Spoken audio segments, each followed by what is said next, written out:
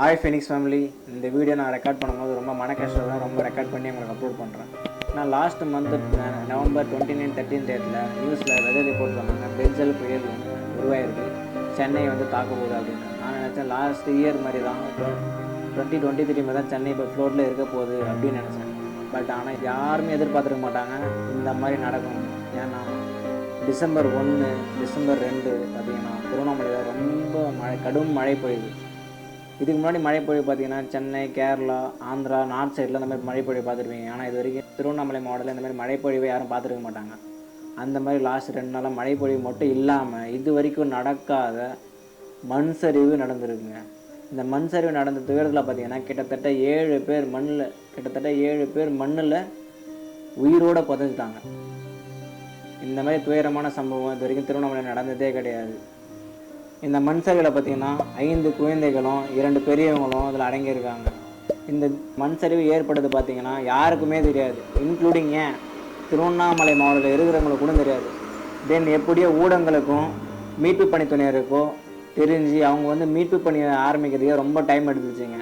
சுமார் 12 மணி நேரம் தேசிய பேரிடர் மேலாண்மை ஆட்கள் முயற்சி பண்ணியும் அந்த மண் சரிவை அகற்ற முடியல.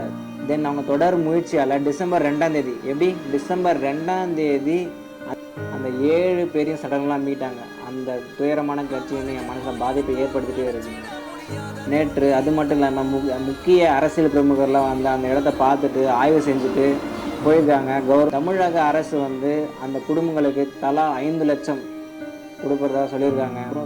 துணை முதல்வர் மக்கள் கேட்டாங்கன்னா அதுக்கான மாற்று இடத்தை நாங்கள் தருவோம்னு சொல்லியிருக்காரு.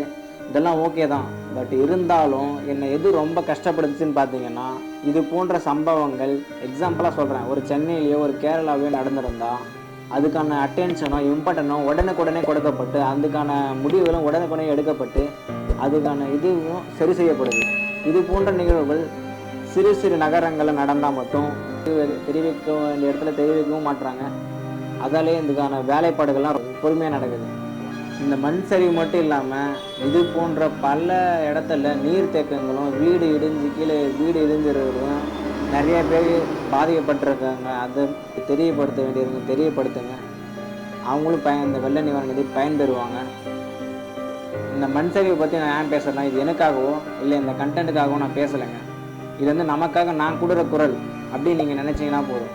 அது மட்டும் இல்லாமல் திருவண்ணாமலை நடந்த இந்த நிகழ்வை, இந்த விபத்தை சினிமா பிரபலங்களும் மற்ற பிரபலங்களும் யாருன்னா பார்த்துட்டு இருந்தீங்கன்னா அந்த மழையாலையும் மண் சரிவாலையும் பாதிக்கப்பட்ட குடும்பங்களுக்கு உங்களால் முடிஞ்ச வெள்ள நிவாரண நிதி தயவு செஞ்சு கொடுங்க. என்னோடய வேண்டுகோளாக நான் வைக்கிறேன். இந்த வீடியோவை உண்மையிலே சொல்கிறேன், மன வருத்தத்தோடு முடிக்கிறேங்க.